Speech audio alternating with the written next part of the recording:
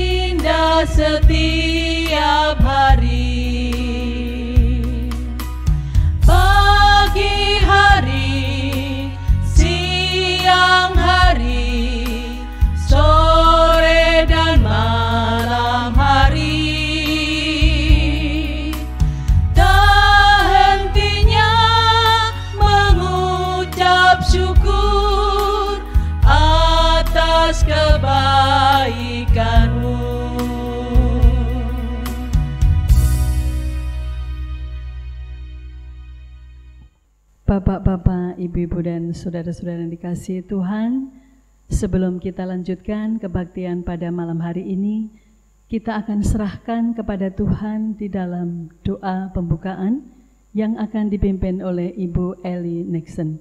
Dipersilakan. Bapak Ibu yang terkasih, mari kita berdoa. Allah Bapa kami yang di surga, Tuhan kami Yesus Kristus.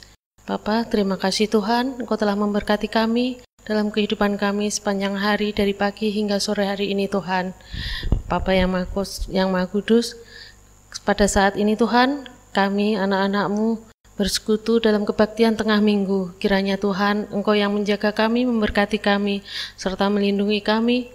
Engkau Tuhan membukakan pintu hati dan pikiran kami untuk dapat mengerti dan memahami semua firman-Mu dalam kehidupan kami hari demi hari Tuhan. Berkati kami Tuhan, kami serahkan ibadah tengah minggu ini ke dalam tangan kuasa-Mu yang kudus. Di dalam nama anak-Mu yang kudus Tuhan kami, Yesus Kristus, Sang Juru Selamat kami mengucap syukur dan berdoa. Haleluya, puji Tuhan. Amin. Bapak-bapak, ibu-ibu dan saudara yang dikasihi Tuhan, luar biasa kasih setia Tuhan kepada kita.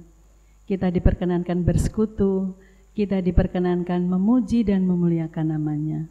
Bahkan pada saat ini kita juga diberi kesempatan untuk mendengarkan sebagian dari kebenaran firman Tuhan. Namun sebelumnya, marilah kita siapkan hati dan pikiran kita dengan memuji nama Tuhan. Berhembuslah Roh Kudus.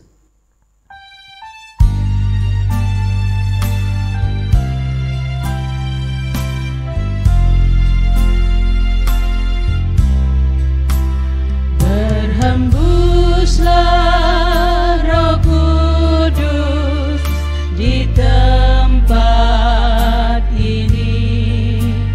Berhembuslah Roh Kudus dengan kuasa-Mu.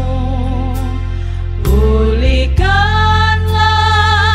gereja-Mu di akhir zaman.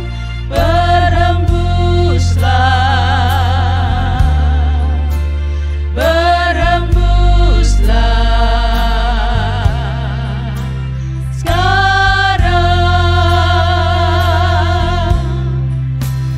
Urapilah kami dengan minyak baru. Penuhilah kami dengan hadirat-Mu. Kami rindu Tuhan melihat kuasa-Mu dicurahkan di tempat ini.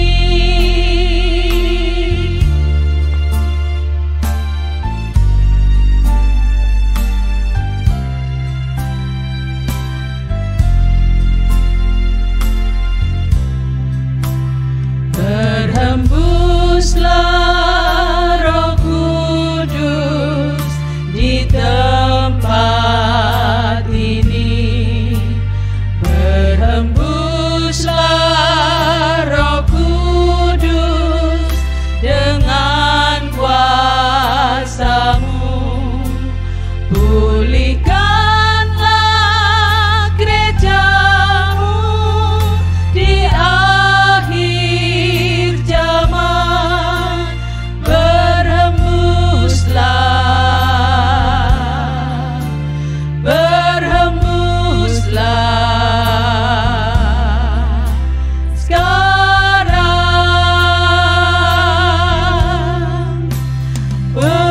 Urapilah kami dengan minyak baru. Penuhilah kami dengan hadirat-Mu. Kami rindu Tuhan melihat kuasa-Mu dicurahkan di tempat ini.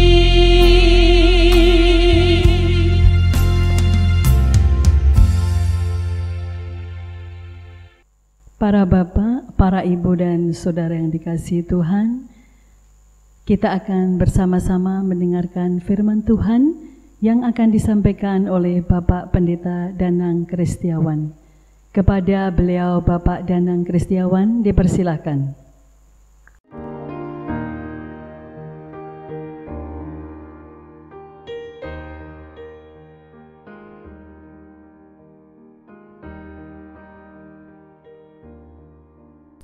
Jemaat yang dikasihi Tuhan, mari kita bersama-sama belajar firman Tuhan pada sore hari ini dari kitab Kejadian pasal 28 ayat 10 sampai 19.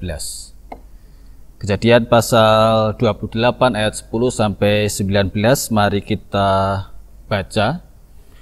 Namun sebelumnya mari kita berdoa terlebih dahulu. Mari kita berdoa. Bapa yang penuh kasih, kami bersyukur untuk kesempatan sore hari ini kami akan bersama membaca dan merenungkan firman-Mu. Kiranya Engkau bersama dengan kami dan memberkati kami, Roh-Mu yang kudus yang menyertai kami sehingga firman-Mu menjadi berkat untuk kami semua. Terima kasih ya Bapa, di dalam nama Tuhan Yesus Kristus kami berdoa. Amin. Kejadian 28 ayat 10 sampai 19, demikian bunyi firman Tuhan. Mimpi Yakub di Betel. Maka Yakub berangkat dari Beersheba dan pergi ke Haran. Ia sampai di suatu tempat dan bermalam di situ karena matahari telah terbenam. Ia mengambil sebuah batu yang terletak di tempat itu dan dipakainya sebagai alas kepala, lalu membaringkan dirinya di tempat itu. Maka bermimpilah ia, di bumi ada didirikan sebuah tangga yang ujungnya sampai di langit. Dan tampaklah malaikat-malaikat Allah turun naik di tangga itu. Berdirilah Tuhan di sampingnya dan berfirman, Akulah Tuhan, Allah Abraham, nenekmu, dan Allah Ishak. Tanah tempat engkau berbaring ini akan kuberikan kepadamu dan kepada keturunanmu. Keturunanmu akan menjadi seperti debu tanah banyaknya, dan engkau akan mengembang ke sebelah timur, barat, utara, dan selatan, dan olehmu serta keturunanmu semua kaum di muka bumi akan mendapat berkat. Sesungguhnya aku menyertai engkau dan aku akan melindungi engkau kemanapun engkau pergi, dan aku akan membawa engkau kembali ke negeri ini, sebab aku tidak akan meninggalkan engkau, melainkan tetap melakukan apa yang kujanjikan kepadamu. Ketika Yakub bangun dari tidurnya, berkatalah ia, Sesungguhnya Tuhan ada di tempat ini dan aku tidak mengetahuinya. Ia takut dan berkata, Alangkah dahsyatnya tempat ini. Ini tidak lain dari rumah Allah, ini pintu gerbang surga. Keesokan harinya pagi-pagi Yakub mengambil batu yang dipakainya sebagai alas kepala dan mendirikan itu menjadi tugu dan menuang minyak ke atasnya. Ia menamai tempat itu Betel. Dahulu nama kota itu Luz.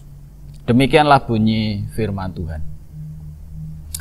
Bapak, Ibu, dan saudara-saudara dikasih Tuhan, setiap orang mungkin pernah mengalami perasaan sendirian. Perasaan sendirian itu bisa muncul bahkan ketika kita berada dalam keramaian. Perasaan sendirian itu muncul ketika kita merasa ditinggalkan, ketika kita sedang bergumul dalam situasi-situasi yang sulit, ketika kita merasa dihakimi oleh banyak orang, kita merasa sendirian. Dalam setiap pergumulan kita, kadangkala kita juga merasa bahkan Tuhan pun seakan-akan tidak bersama dengan kita. Ya, pengalaman semacam itu mungkin pernah kita alami, dan itu sesuatu yang bisa dialami oleh siapa saja. Tapi begini Bapak, Ibu, dan saudara-saudara yang dikasihi Tuhan, satu hal yang penting kita ingat, bahwa bisa jadi pada saat-saat semacam itu, ketika kita merasa sendirian, ketika kita merasa bahwa tidak ada yang bisa kita andalkan saat berada dalam krisis, di situ justru seringkali Allah menjumpai kita. Ya. Dan di dalam Alkitab kita bisa menemukan banyak kisah di mana Allah justru menyapa dan meneguhkan di saat orang sedang berada dalam perasaan sendirian. Di saat dia sedang bergumul dalam kelemahannya. Jadi itu menjadi situasi yang berharga, yaitu ketika orang bertemu Tuhan dalam sunyi. Nah, ini juga yang tadi kita baca bersama dalam kisah Yakub, ya, bahwa disebutkan ia sedang dalam perjalanan dari Beersheba ke Haran. Untuk apa? Bukan untuk mencari kitab suci. Ia pergi ke Haran untuk mencari istri. Loh, kenapa kok ia harus ke Haran untuk mencari istri? Karena ayahnya yaitu Ishak tidak mau dia mendapatkan istri orang Kanaan.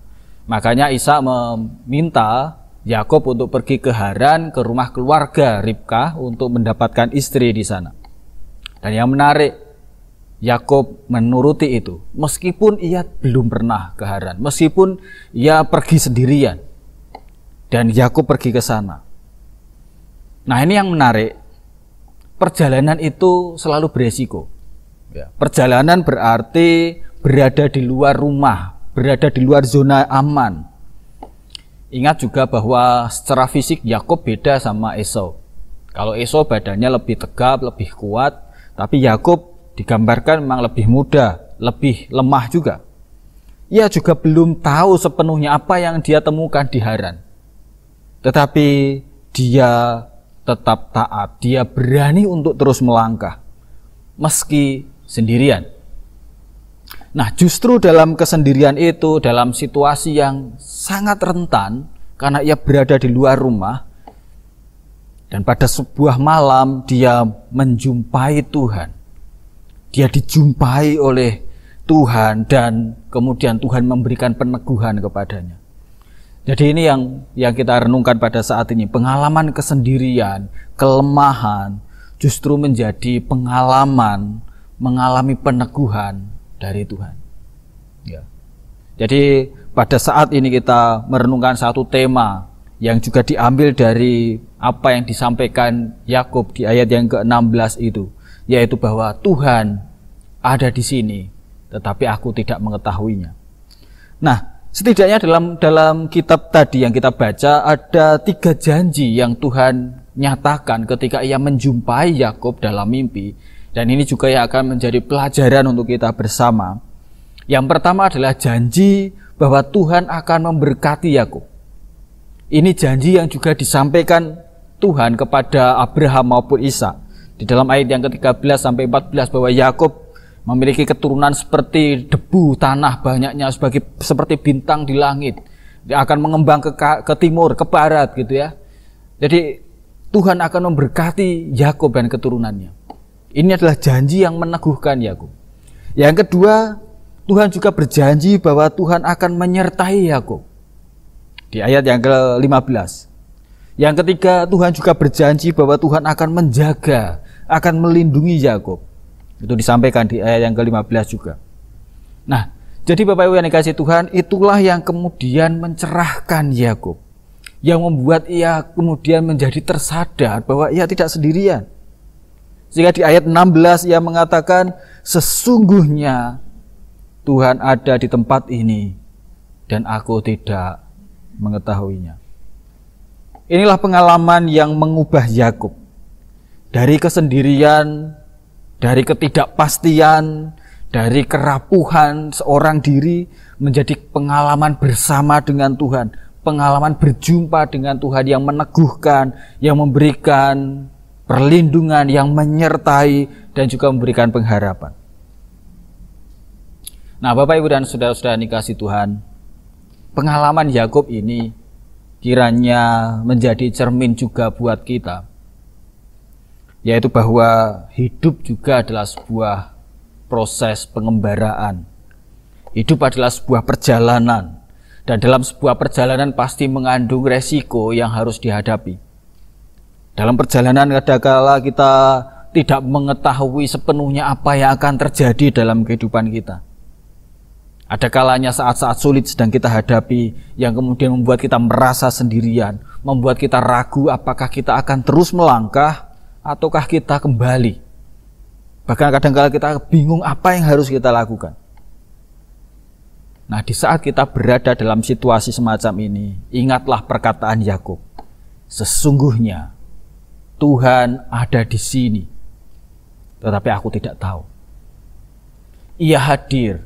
Ya, meskipun kita tidak mengetahui, ya, ia terus berkarya, tetapi secara tersembunyi dan kita sungguh tidak bisa menyelami karya Allah yang dikerjakannya. Bahkan ia juga berjanji, Bapak Ibu dan saudara-saudara yang dikasihi Tuhan, dan janji Tuhan itulah dasar pengharapan kita yang meneguhkan kita untuk terus melangkah, meskipun di depan terasa samar. Di saat kita belum tahu apa yang akan terjadi, ingatlah akan janjinya bahwa ia akan memberkati kita, sebagaimana ia memberkati Yakub dan keturunannya. Mungkin sampai di sini kita bisa bertanya, bagaimana mungkin ia memberkati kita? Wong kayaknya hidup kita sudah mentok kok. Wong kayaknya rencana-rencana kita sudah gagal kok. Wong sepertinya apa yang kita harapkan sudah nggak tercapai. Bagaimana mungkin ia memberkati kita? Semuanya terasa tidak mungkin. Tapi begini ya, Tuhan itu memberkati kita dengan caranya. Dan cara Tuhan seringkali berbeda dengan cara kita. Yang penting itu kita ingat bahwa berkatnya apa yang Tuhan berikan itu tidak selalu sama dengan apa yang kita inginkan. Nah, masalahnya kemudian kita sudah punya standar, kita sudah punya kriteria bahwa kalau Tuhan itu memberkati, ya Tuhan akan memberikan A, B, C, D sesuai yang kita standarkan. Tetapi berkat Tuhan bisa saja tidak seperti yang kita harapkan, tidak seperti yang kita standarkan tadi. Nah, itulah yang kadang membuat kita tertutup mata kita dalam melihat kebaikan Tuhan, dalam melihat penyertaan dan berkat Tuhan. Kenapa? Karena kita sudah menilainya berdasarkan apa yang telah kita inginkan. Ya, jadi masalahnya di situ. Ada kriteria-kriteria yang sudah kita tentukan sebagai berkat. Padahal Tuhan bisa saja memberikan sesuatu yang berbeda dengan itu, yang tidak sama dengan yang kita inginkan. Oleh sebab itu, sebenarnya penting untuk kita belajar untuk mempercayai Tuhan, mempercayai janji Tuhan, mempercayai karya Tuhan, mempercayai bahwa Ia memberikan harapan akan memberkati kita. Meskipun kita tidak sepenuhnya tahu, ya, meskipun itu semuanya masih terasa samar. Ibaratnya mari kita belajar percaya seperti kita belajar untuk ikut berselancar dengan Dia, gitu kan? Mempercayai kemana Ia akan membawa kita. Atau mungkin saat kita terasa lemah, kita merasa sendirian, kita merasa ditinggalkan, ingatlah akan janji Tuhan, yaitu bahwa Ia menyertai dan melindungi kita.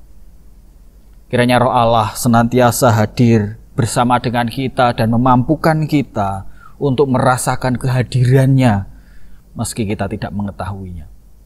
Amin. Mari kita berdoa. Bapa yang penuh kasih, kami bersyukur untuk firman-Mu. Biarlah firman-Mu menjadi kekuatan kami untuk terus melangkah, melanjutkan perjalanan kami.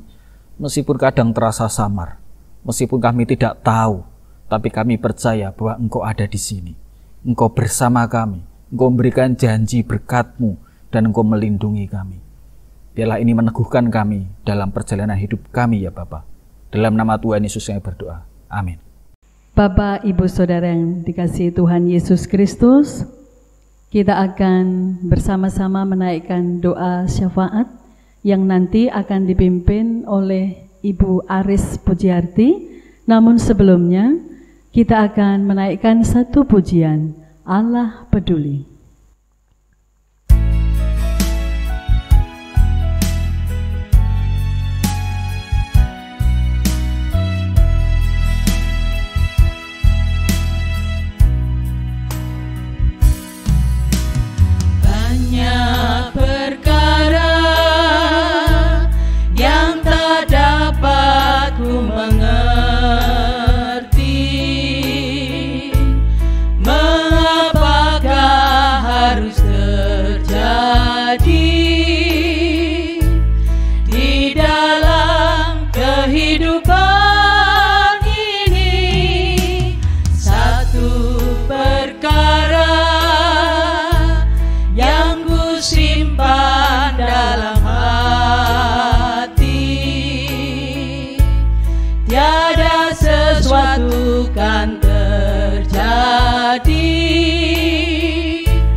Tanpa Allah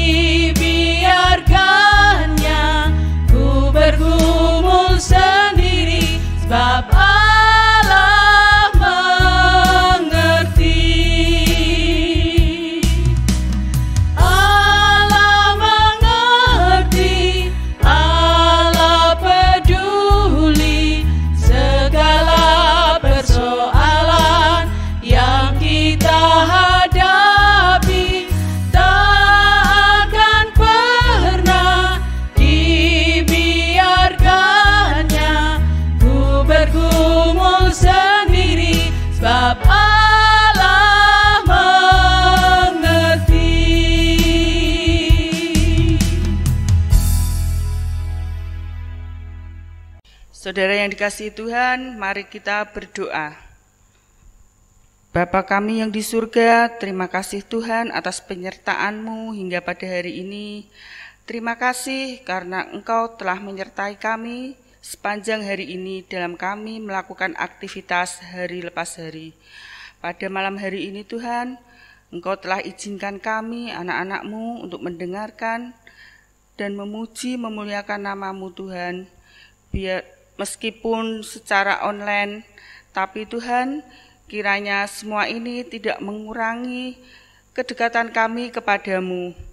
Bapa di surga, pada malam hari ini kami berdoa untuk saudara-saudara kami yang sedang sakit, seperti Ibu Insri Ajeng, Ibu Betsy Dwi Astuti, Bapak Yoel Trikaristi, Ibu Sri Penny, Bapak Teguh Rumekso.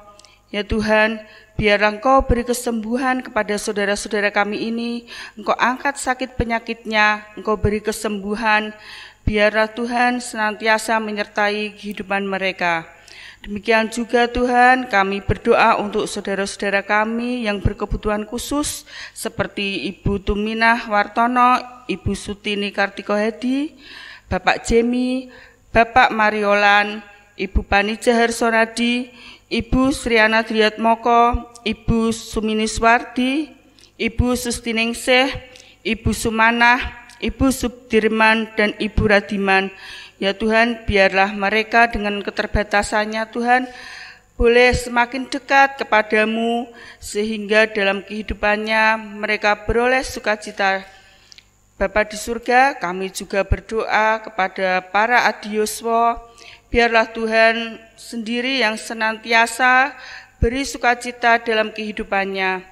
Keluarganya yang merawatnya, ya Tuhan, kiranya Engkau beri hikmat kebijaksanaan, sehingga para adioswa ini boleh hidup dengan penuh sukacita.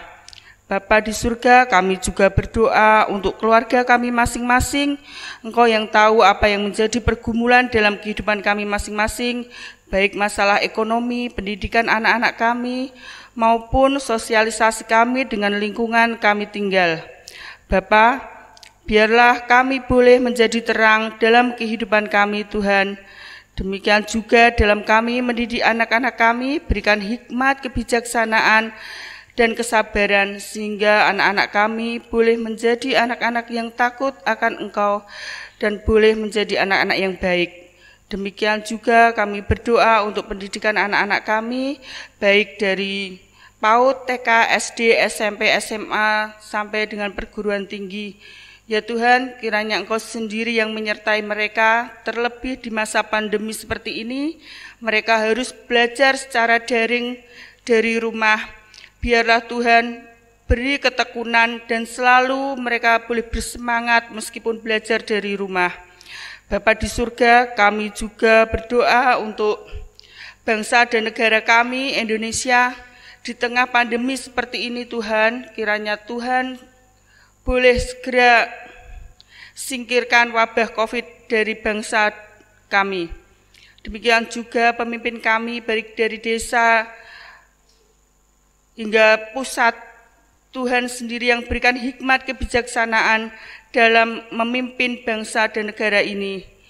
Bapa di surga, kami juga berdoa untuk pelaksanaan unduh-unduh yang sudah berjalan dengan lancar. Kiranya Tuhan berkati saudara-saudara kami yang telah ambil bagian dalam unduh-unduh, supaya dapat menyelesaikan segala tanggung jawabnya sesuai dengan waktu yang telah ditentukan oleh panitia.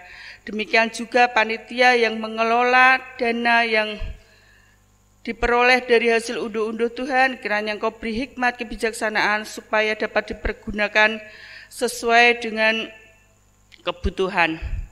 Bapa di surga, terima kasih. Banyak sekali yang ingin kami sampaikan kepadamu Tuhan, namun karena keterbatasan kami percaya Engkau tahu apa yang menjadi masalah dalam hidup kami. Engkau tahu apa yang menjadi keinginan kami. Bapa di surga, sekali lagi ampuni segala dosa dan kesalahan kami. Hanya dalam nama Tuhan kami Yesus Kristus kami berdoa dan mengucap syukur. Amin. Bapak-bapak, ibu-ibu, dan saudara yang dikasihi Tuhan Yesus Kristus, marilah kebaktian tengah minggu pada malam hari ini kita tutup dengan pujian Terima Kasih Tuhan.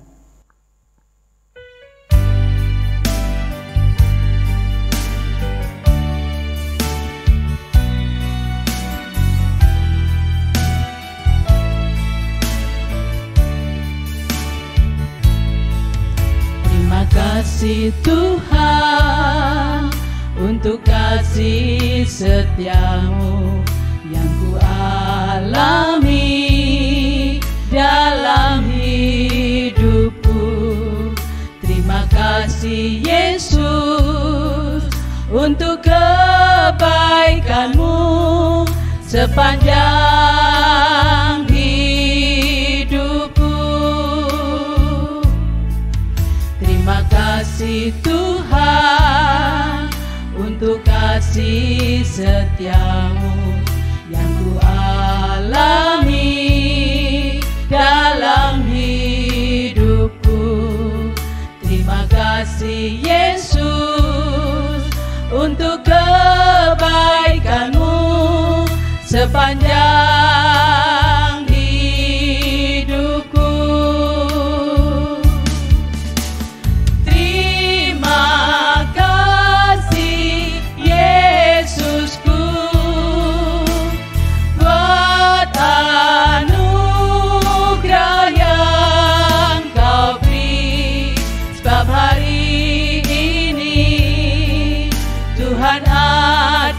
Adakan syukur bagimu. Terima kasih Yesusku buat anugerah yang kau beri, sebab hari ini Tuhan